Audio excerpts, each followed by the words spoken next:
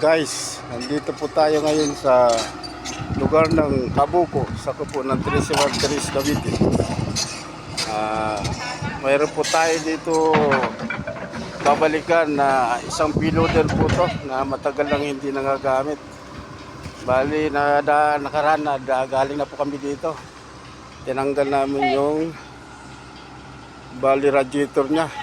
At ngayon babalik po natin ang radiator niya para itong gumana. Ayan po, nakikita niyo naman po yung reloader na halos lubog na ng lupa.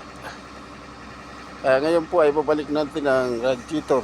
Gagamitan po natin siya ng bako kasi medyo mabigat po ito.